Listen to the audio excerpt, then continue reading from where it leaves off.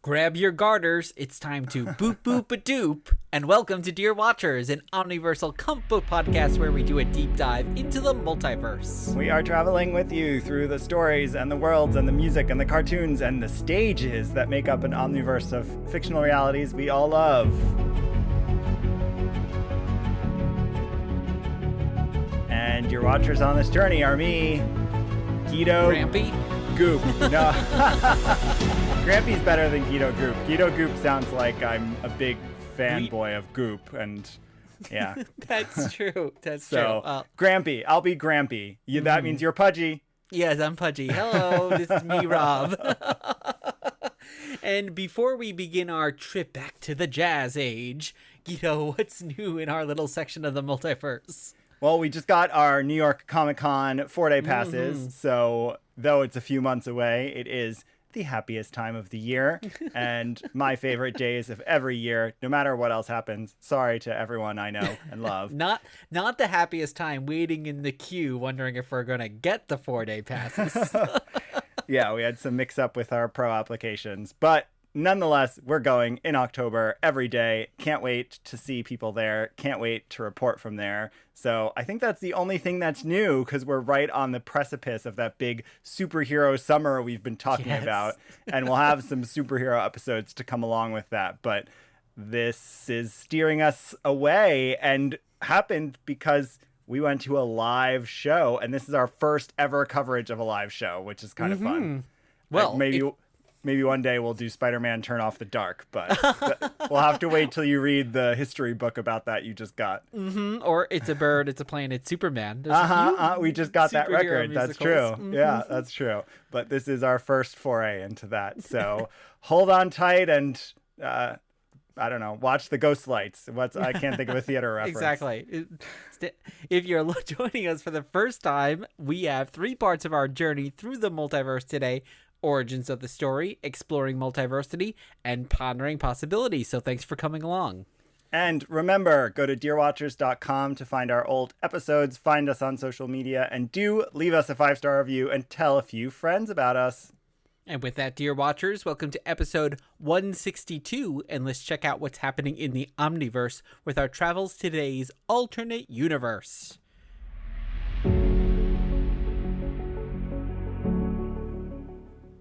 And today we are jazzed to answer the question, what if Betty Boop traveled from the cartoon world to our world? Oh, what a question. Well, we've never covered Betty. We never imagined we'd cover Betty. But we have covered Fleischer cartoons. Yes. Fleischer, everyone's going to learn about, created Betty Boop. And when did we talk about Fleischer cartoons? Well, they did that gorgeous Superman animated serial back in the day, and we covered it back in the day 3 years ago. Wow. Like this month, like next week from when we're recording this, on episode 51. So I think you should head back there to hear about the Fleischer cartoon Superman, and we're going to get into the Fleischer cartoon Betty Boop. They did not ever have a crossover, but now I kind of want that. And we're going to call this Earth-Boop-Oop-a-Doop. I love it. And let's talk a little bit about our backgrounds with Betty Boop. I'll go first this time because I think, we say all the time on the show when we're talking about, say, like the origins of the Fantastic Four, some of these Marvel characters, you just know who they are without ever actually maybe even reading it. Like, people know Superman's backstory. And I think this is kind of the same with Betty Boop. Like, even if you've never watched a Betty Boop cartoon, which I don't know if I really ever did until preparing for this episode and after seeing the musical, but you just know who she is. Like, you know how she talks. You kind of know that there's something to do with jazz and singing. So I feel like she's always been around and I've always known who she is, even though I never actually consumed any Betty media. I guess it's the thing with these licensed images, because I'm thinking, for obvious reasons, I'm comparing her in my mind to like a Marilyn Monroe, but there's plenty of people who've probably never seen a Marilyn Monroe movie, never listened to Elvis, never watched I Love Lucy, And those are like three of the biggest licensed images. And I think Betty's probably up there, honestly, with the three of them. So outside of like a Superman, Batman, I think Betty Boop, Lucille Ball, Marilyn Monroe, totally. And Elvis are like the international licenses. If you go into like any gift shop, you can find something with their face on it. And a lot with like things with like cars and motorcycles. Like I can picture her on like the car flaps on like a truck. Yeah, oh, that's true. She probably does intersect with like car culture in part because hot rod people's culture. Nostalgia, but in part because she's, you know, a sassy, brassy, black-haired, jazzy, sort of edgy, sexy cartoon. So, and then I think a lot of people who are around our age might know her actually from Who Framed Roger Rabbit, because she has a cameo in that. So I think she had two 80s movies too, which we'll talk about. But because unlike you, I did watch these cartoons, and I really have no idea how or why. I wish I could remember, but I can't remember if they would put them on, like, I want to say they were on like early morning cartoons, maybe on like channel 9 or 11 in the New York City area, or I don't know if they stuck them on Nickelodeon sometimes. I really have no idea how I consume these. It's not that I grew up around fans of Betty Boop. My mother is probably the opposite of a fan. She probably hated Betty Boop. I have no idea. So I don't know why, but she was more out there in the 80s, I suspect, than in the 90s. And so I would watch these sometimes. I remember finding them a little boring at times. I always wanted the ones that were a bit wackier, and I always wanted the ones that had songs in them. And that's all I can really remember. Otherwise, like you, I just know of her. I couldn't have told you any trivia about her, any antic she gets up to. I really couldn't have told you much, even though I consumed it a bit more as a child. Well, one thing I love that because of the age of our parents and also what was still on TV at that time, I think you and I were some of the last generation to really be ingrained with black and white things. Like you watch like Bewitched or I Love Lucy, like you mentioned, in Betty Boop cartoons are in black and white. Now I know our friends that have much younger kids, like something's on in black and white, they instantly want to turn it off. Like they're not even used to it. There's something wrong with the screen. Exactly. That I think I love that. So even though I didn't know Betty Boop, like I think like we were still probably being exposed to stuff from this era on like syndicated television back in like the 90s. Superman serial. I mean, the cartoon was color, but the serial was black and white. And and some of the Tex Avery cartoons were black and white, and I feel like they used to come on in like the blocks with Looney Tunes. So I think you're right, a lot of that permeated and has sadly perhaps gone away, but let's see if Betty might be making a comeback. Yes. Well, let's throw on a Cab Calloway record and go back to origins of the story.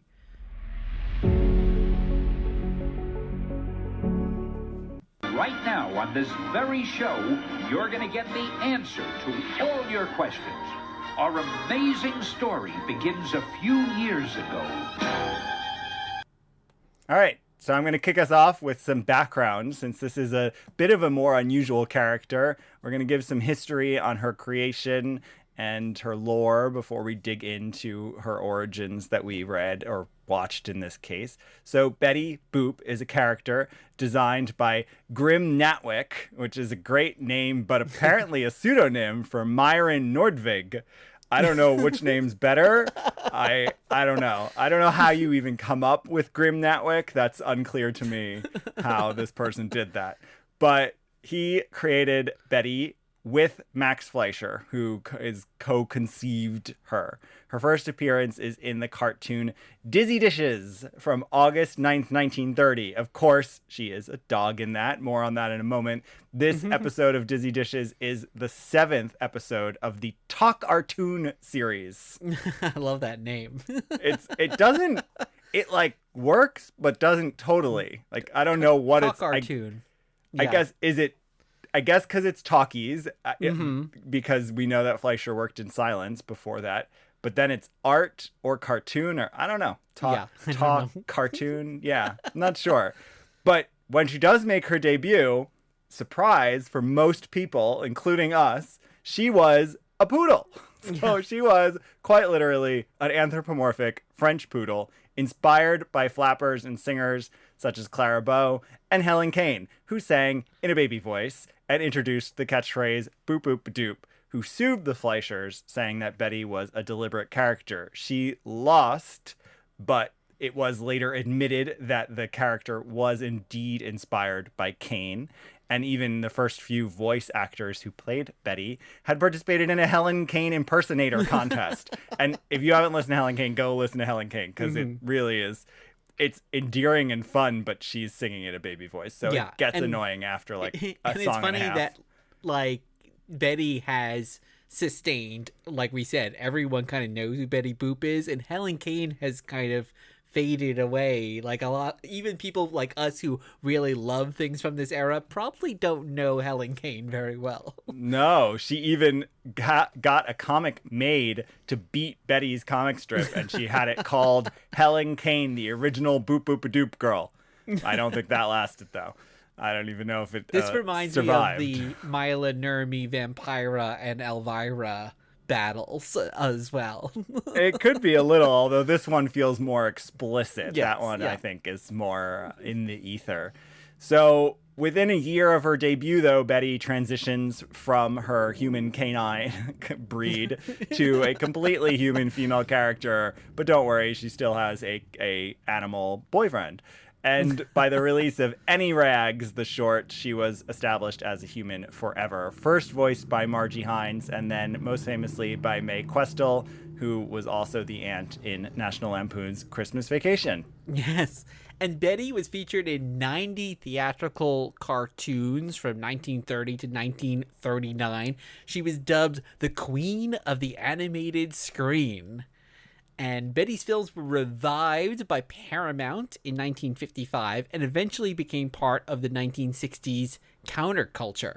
Which I guess is how they got on mud flaps and motorcycles. Exactly, yeah. And her popularity, and this is kind of where your knowledge of her really comes in, Guido, because her popularity was really then helped by VHS releases, those probably super cheap cartoon compilations, and then on cable TV as well. Well, because a lot of her cartoons are public domain. There's a handful that are owned, and her rights are complicated, and maybe we'll talk more about that later, but a lot of them are public, and I think all of them are on YouTube regardless of ownership, but a lot of them are public domain.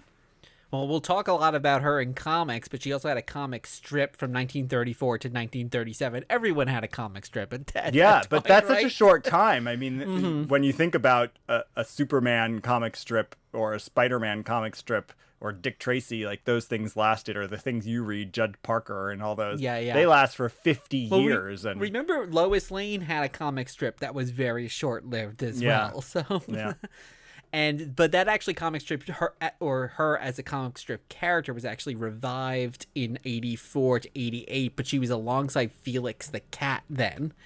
Yeah. And in 1990, First Comics published a one-shot entitled Betty Boop's Big Break. Yes, and then there was Dynamite. Also a 3D issue around then. Oh, I'd love to check that out. And Dynamite had a don't worry, I ordered it. 4-issue series in 2017, right? 2016. 17. Yeah, which we'll get into in a bit. We're going to cover in a bit.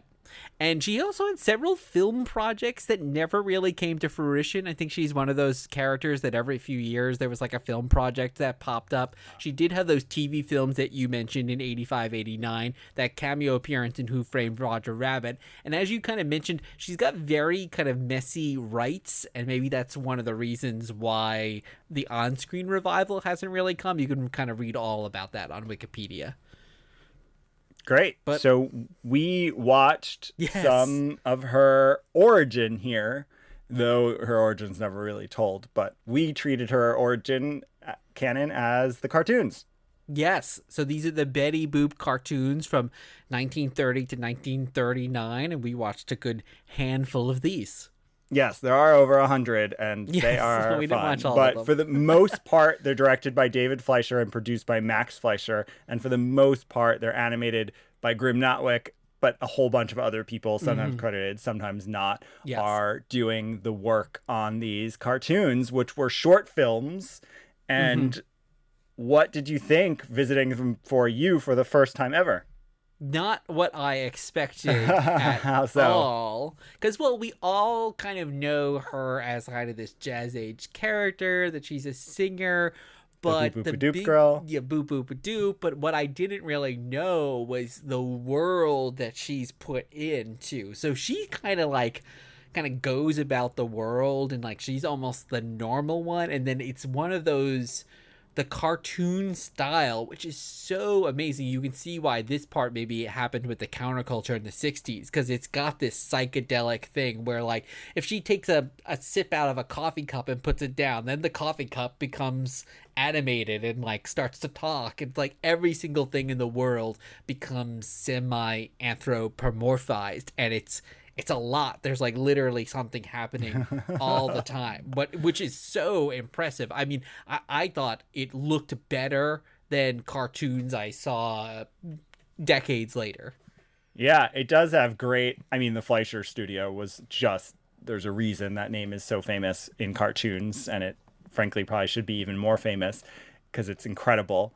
So I think the quality is there. The other thing that the cartoon does, for people who are not as familiar with it, which again, we were not either, they adapt a lot of existing stories. Mm-hmm. They'll adapt fairy tales, or they'll use songs from that era and create a short around a song and do some wacky stuff with that.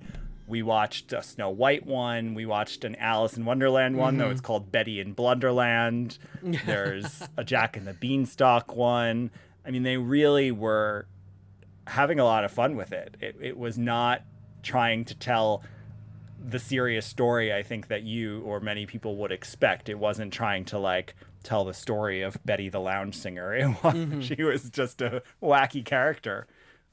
Yeah, I had no idea that there were these parodies that existed, and something like Alice in Wonderland lends itself so well to the Betty Boop world or the Fleischer style, because already you have this kind of exaggerated, almost hallucinogenic source material, which they're able to take and even run with it further.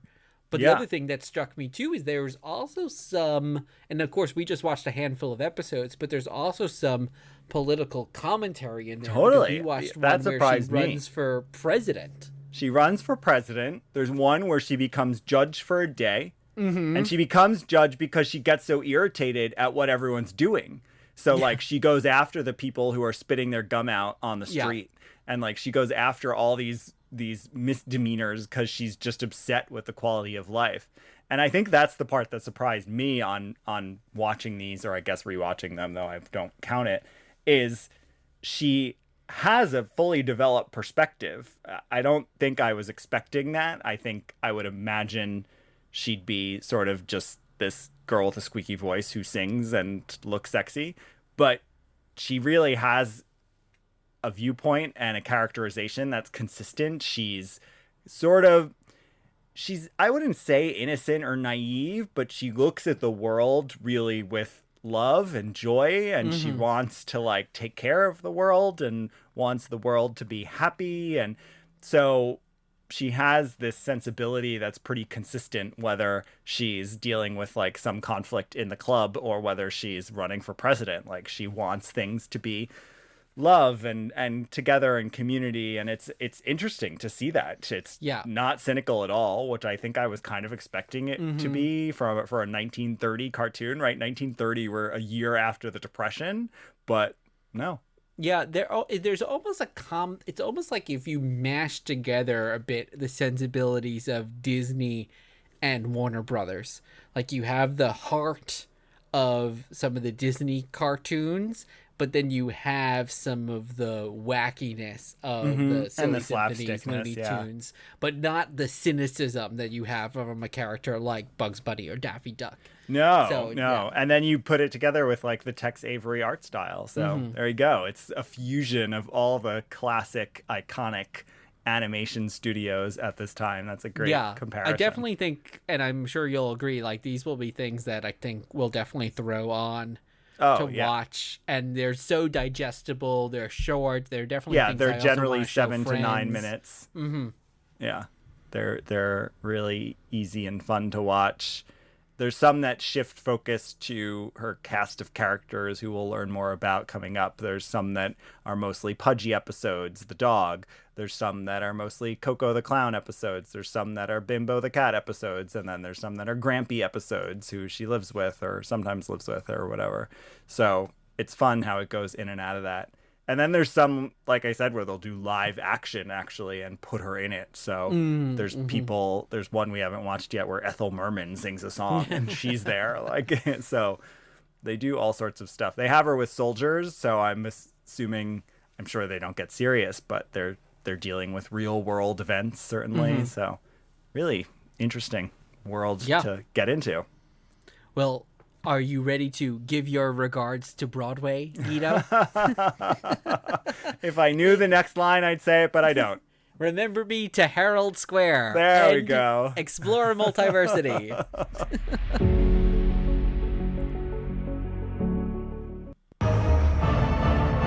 I am your guide through these vast new realities. Follow me and ponder the question, what if?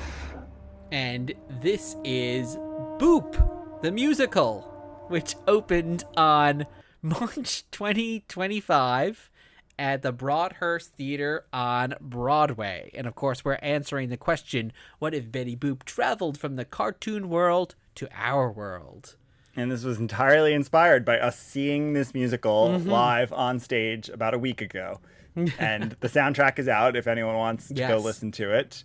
The book is by Bob Martin. The music is by David Foster. Lyrics are by Susan Burkhead. It's directed and choreographed by Jerry Mitchell, though the Fleischers were very heavily involved in this production, or the ancestors of the Fleischers who control the estate. Which is still even run by a Fleischer in the family. Yeah, it is a Fleischer, and he even, we later learned, approved of the casting. He chose the Betty and who got lots of notoriety. So the book writer here wrote and starred in The Drowsy Chaperone on Broadway, a comedy, and later co-wrote Elf, the musical, The Prom, and some episodes of Smash, or the musical Smash. The musical Smash.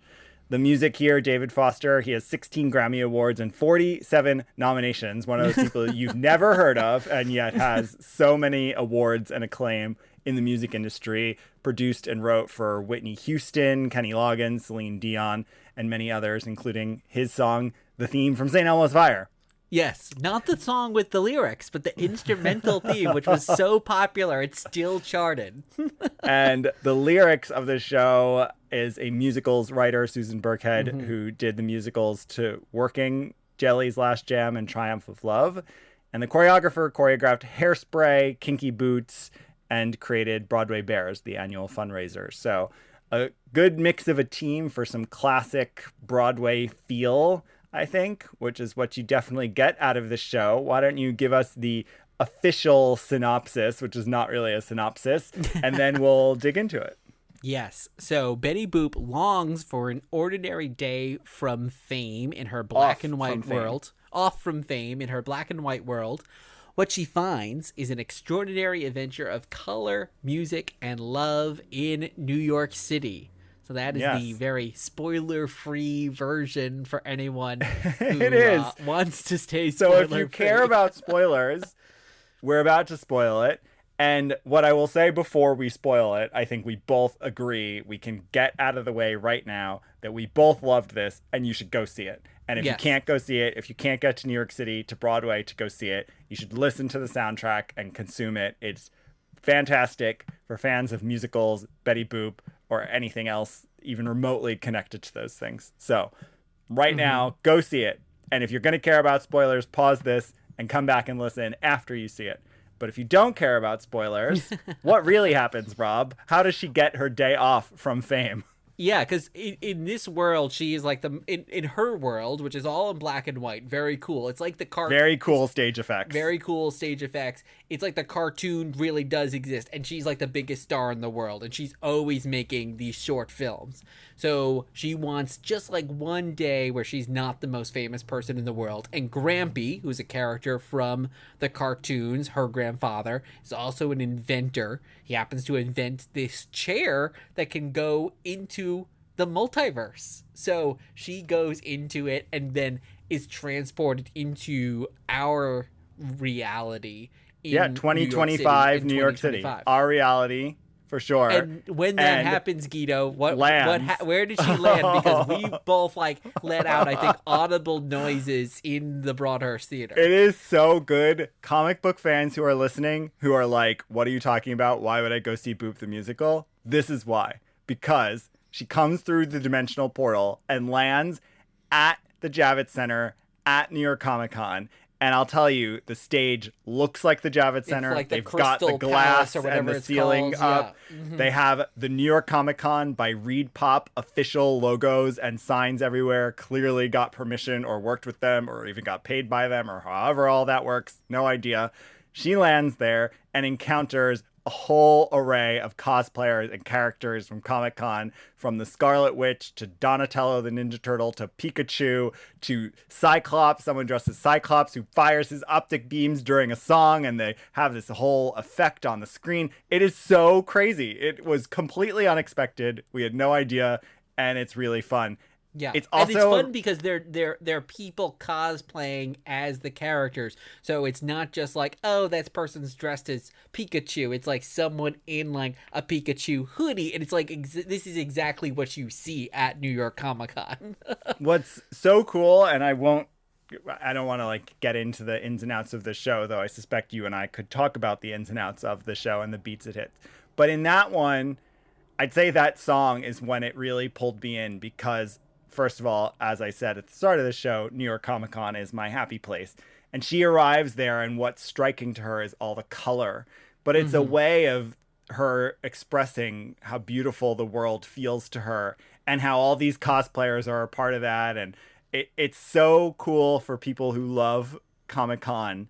It's a really beautiful moment, and it sets off the heart of this show, which I think you and I both really felt deeply. And is so well done. So and they all think she is someone cosplaying as Betty Boop. So it kind of works there. And then she meets this family, mixed family in New York. A guy, a younger teenage girl. And there's kind of then a whole plot around running from a mayor saving New York City. But really also then Grampy, back in kind of Boop world, needs to go into our world to get Betty because Boop world is kind of collapsing without her. Because it only exists for her. Mm-hmm. So it's there's really cool. So this is the other thing that neither of us were expecting at all. Didn't know a thing about the show truly before we went in. And it fits into what we do on this podcast all the time because it was telling a really interesting meta story. Not a lot of wink, wink, nudge, nudge, which neither of us are big fans of. It was very sincere in its telling of this multiversal, interdimensional story. But that aspect of it, the Boop world and the rules of it, had such cool world building to think about. What happens when this whole world does exist for this character? And she's pulled out of it. That world can't exist anymore. And so slowly it's fading away or collapsing or it's going to end. It feels like something also you might see in a Doctor Who episode or something like that in that way. And very much like an interesting, almost like this Truman Show idea that I'm sure everyone in their life has thought of at one time. It's am I the main character in this story? And what would happen without me? And this is exactly she is the main character. Everything in her world actually exists in order to support Betty. Yeah. The other cool comic booky thing with that is then the inverse direction that you and I also both really loved, which is what happens when our world learns she's a cartoon character. Mm-hmm. And it's really well handled. It's handled in that not quite Muppets way because it is acknowledged, unlike the Muppets, which go unacknowledged. I don't know what to compare it to. Maybe Who Framed Roger Rabbit. Mm-hmm. I don't want to lock this in with that. But in Who Framed Roger Rabbit, he's a cartoon character. They know he's a cartoon character, but they also don't think it's completely insane that he's a cartoon character. And that's what happens here. It's very weird. It's hard for people to sort of process that she's from this other dimension and a cartoon character. And then they accept it. And she's the world's most famous cartoon character. And that becomes a part of the plot. And that aspect of it is fun. It's a little sci-fi-y, comic booky for sure. Fun stuff about dimensions and where you belong and how you deal with all of that.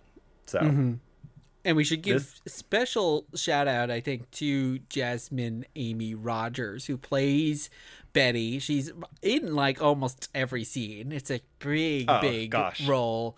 Yeah. Amazing singer, really great performance, and really, I think, like, for someone kind of going back to how we started this conversation too, like, she really embodies Betty, but at the same time isn't, for folks like me who are going into it kind of just knowing the idea of Betty Boop and how knowing her through osmosis, like, you're not reliant on being a Betty Boop fan to enjoy it, and a lot of that is through her performance.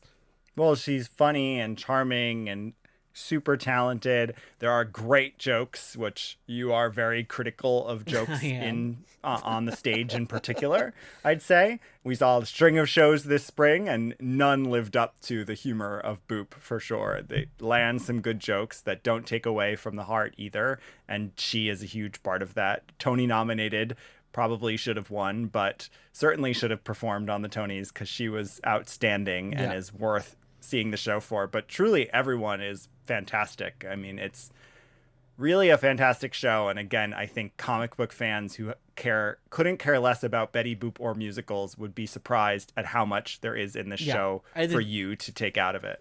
And there's a Pudgy, the dog, who's a marionette, but is like an amazingly done marionette, which is very exciting. Yeah, I think anyone should go out and see it now. Hopefully, you know, we are hoping that it's still running in October, because I think it would actually be a great Comic-Con thing for anyone who is a Comic-Con fan, like, to be in the hall and like walking through and then go see the show. It would be great. And of course, there's so many comic fans that are coming to New York during that time. Like, this would be a great way to like occupy your evenings, and then you get to sit down after being on your feet all day. That's true. And we didn't spoil how it ends, so you true. Good, again, good multiversal too, storytelling. So yes, it is very family friendly, but good multiversal storytelling. There are some rules, there are some stakes that need to be dealt with, and they do a really good job of it. So I loved it. It got you and me into Betty Boop, and it got us to do this episode. Yes. So let's wrap up with our pondering possibilities. Will the future you describe be averted, diverted, averted?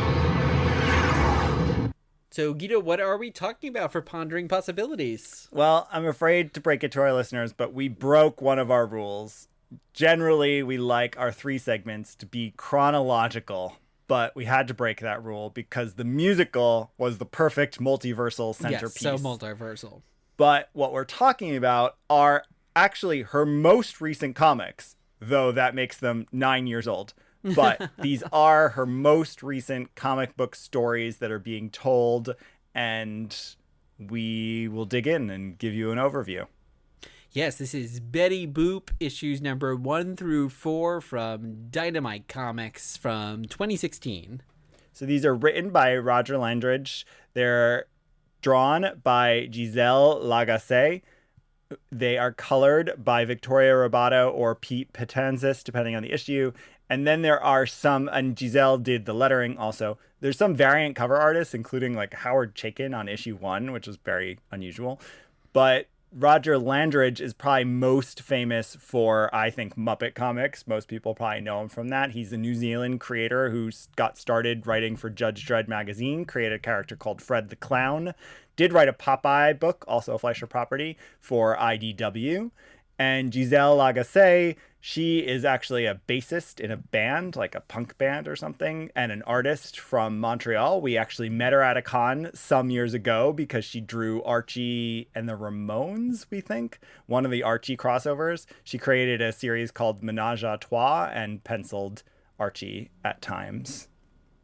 So why don't you give a summary of these issues and then we'll talk through them. Yes. So Betty, Coco the Clown, Bimbo the Dog, and Sally Swing work for Mr. Finkel at the Oop-A-Doop Club with headliner try to say that 3 times fast. That whole sentence. That whole sentence. Yeah, it's a lot of syllables Scat there. Skellington. Yeah, there you go. Betty wants to be a singer and a movie star, but really isn't given a chance. Meanwhile, at home, Grampy is repeatedly being tricked out of his home by a giant reptile named Lizard Lips. Lenny Lizard Lips.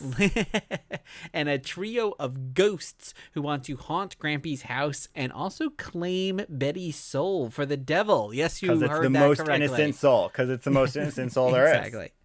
And real quick, so Coco and Bimbo both predate Betty as Fleischer creations. In fact, Bimbo and Betty, you kind of alluded to this earlier, they actually dated for a while, but this had to be changed once the code went into effect. The Hays Code, that is, in the production code for the motion pictures, yes, which is because insane. They were seen as an interspecies couple. Yeah, they couldn't deal with that. And obviously, some of that romance kind of comes into these issues. Sally Swing was a one-off character in a single Betty movie with the hopes that she would take off on her own, but never did. And she was voiced by Rosemary there from Dick Van Dyke Show.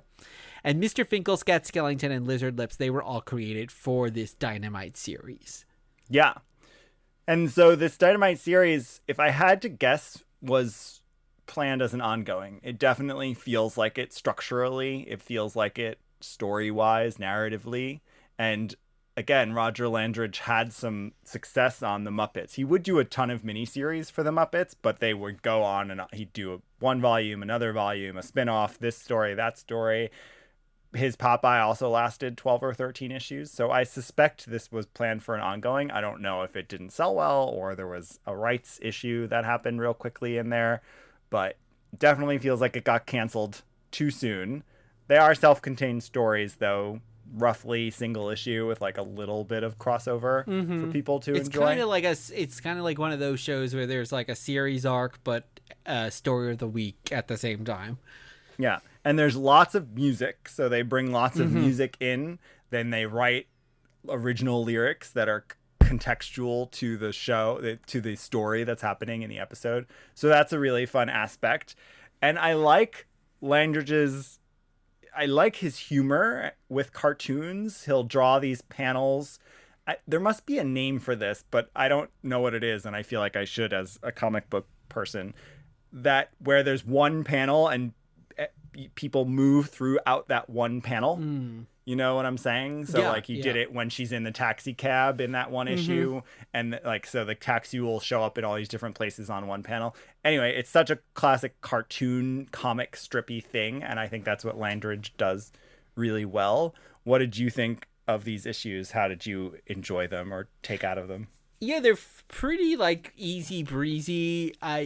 I was almost expecting a bit more adult humor because we've covered some of these comics that have taken a kid character and made it more adult, like the Snagglepuss comics that we read, or definitely the Mark Russell Flintstones. Yeah, these are not those. Those have a lot of social commentary and at times aren't even really supposed to be funny. They're supposed to be serious.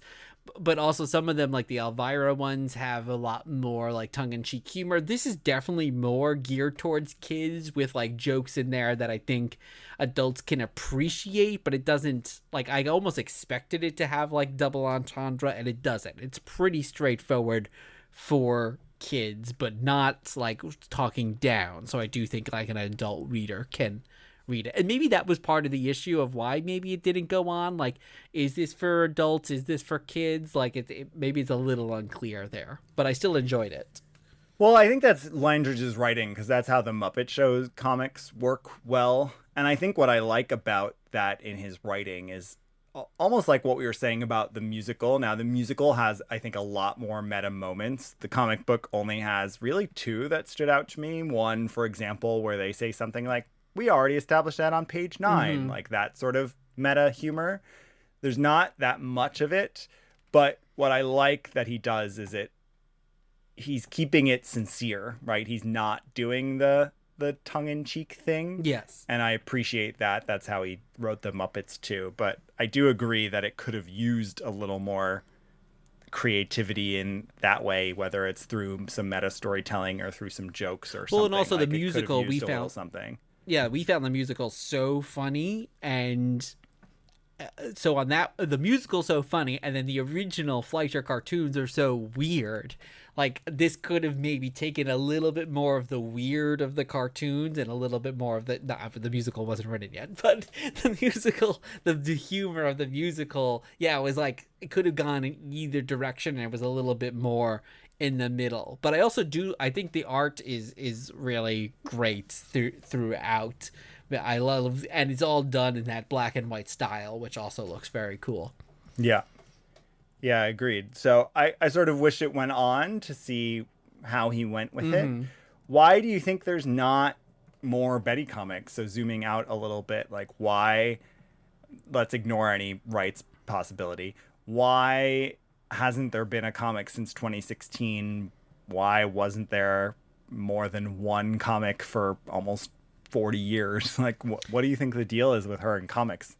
Yeah, I might go back to kind of, well, a couple of things. One, the original Fleischer cartoons, and I think you could say this of the musical as well, it is, yes, comics are a visual style, but there's so much moving visuals in the original cartoons. Like, everything is actually constantly moving. There's all this kind of kinetic energy. And maybe that doesn't translate in the same way through the comics.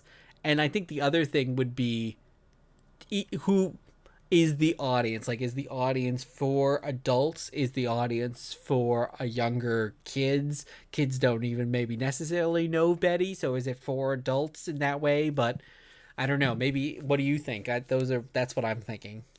But how does the musical skin that cat, as they say? Yes. Somehow the musical does. Now it doesn't. The musical deals with the movement, the energy issue you're talking about that Betty has, which could be a real issue for comics for her. But the musical does the working on both levels. In that way, the musical, something we didn't say in the second segment that is going to be on anyone's mind who sees it, is it's very similar to Barbie. And it had to have been in production development parallel to Barbie, I would think, just based on how long Broadway takes to develop. But it has that way where it's speaking to the fans of the property, and it's speaking to little kids, and it's speaking to people who aren't fans. Like, it's somehow operating on all those levels. Yes. Well, what both of them do, and it's probably very smart, is that they have a teenage girl character in there as well, right? So who gets to comment on the character? Who comments on it? Who's in the case of Boop, she's a big fan. In the case of Barbie, she really doesn't like Barbie, right? But she kind of comments on it. So I think, like, you kind of address the kid element with that teenage character, and then the rest of it can focus more on the adults. And both of them also bring in the political commentary. Maybe it's a little harder in Boop more significant in Barbie than it was in Boop. But you do have, like, the politics in Boop the musical, and you do have kind of all the things about masculinity and. So maybe the key is pulling her out of her world. That might be the key to a successful comic. Yeah. It's the same thing, actually. You mentioned Elvira, which is also from Dynamite. And there's a reason that every single Elvira series pulls her out of her world, because you can't tell stories. I mean, Elvira is a little more complicated because she's a hostess, and, like, how does she exist on her own? But the fun part of her is putting her in all these different situations with different characters in different worlds. So I could see Boop working really well that way as a comic. Have Betty and Elvira, have Betty Boop and Betty Page. Dynamite does a ton of Betty Page comics. Have Betty Boop and whoever. Have Betty Boop show up in the 2025, but in the comics. You could do so much with her out of her element. I had mentioned on a previous episode where we talked about Archie that I actually worked on developing an Archie comics musical, and I think one of the big kind of sticking points we had, the company I was working for, was, like, keeping it in the world. Like, I don't know, it's tricky there. Watching Boop the musical, I was like, oh yeah, I do think so much of it is, like, taking these characters out of this world. And even when you think of something like Riverdale, it's like, it's not really it's not the Riverdale of the comics. It was almost taking them out of the worlds that we know. So yeah, I think that's that makes a lot of sense. I think that's the element, for many reasons I cringe every time, and especially with the recent Marvel phase, anytime someone says they hate multiversal stories, which plenty of people say it, including writers I really like and writers we've had on the show.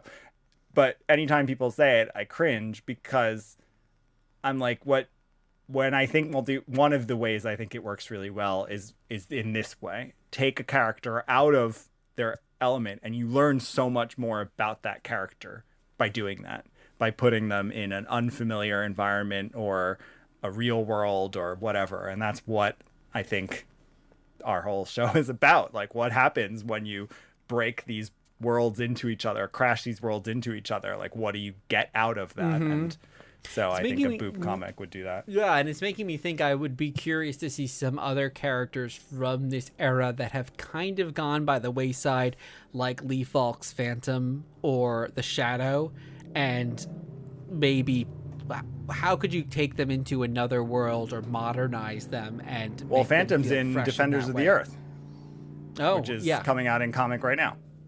So that was Dan DiDio is doing that with all those pulp heroes from Defenders of the Earth, like what's the magician guy's name, and the racist archetype guy's name, and all those other guys. But Phantom's in there too. Yeah. So yeah, maybe. But you're right. You're right. The Shadow, and these other iconic pulp heroes. It would be fun to pull them out of their world, and maybe even mash them up. I mean, that would be fun. As we said, some of the fun of Boop the musical was seeing her interface with cosplayers, but essentially the characters. And some of the comic strips in the 80s that I found online have her with some of the other cartoons. Some of the Popeye characters and stuff are in there. And as you said, it was titled Betty Boop and Felix the Cat. So yeah, keep putting her with other things. There's enough public domain stuff out there even that you don't even have to come up with shared licenses. Yeah, but I feel like I can totally see those original cartoons taking off on like TikTok or some people talking about them there, because I think that's gonna help like bring in so many of these characters. Like a lot of those characters we mentioned, it's just like they're not in the spotlight anymore. So I do think it just sometimes takes a little something and then suddenly they're propelled forward again. Yeah, agreed. All right, well, let's Boop-Boop-a-Doop out of here. That is a wrap, dear watchers. Thank you for listening. I have been Grampy Guido. And I have been Pudgy Rob, I guess. The reading/watching list is in the show notes. Follow us on all social media at Dear Watchers. Go see Boop the Musical on Broadway. Leave us a 5-star review wherever you listen. We'll be back soon with another trip through the multiverse. In the meantime, in the words of Uatu, boop boop ba doop.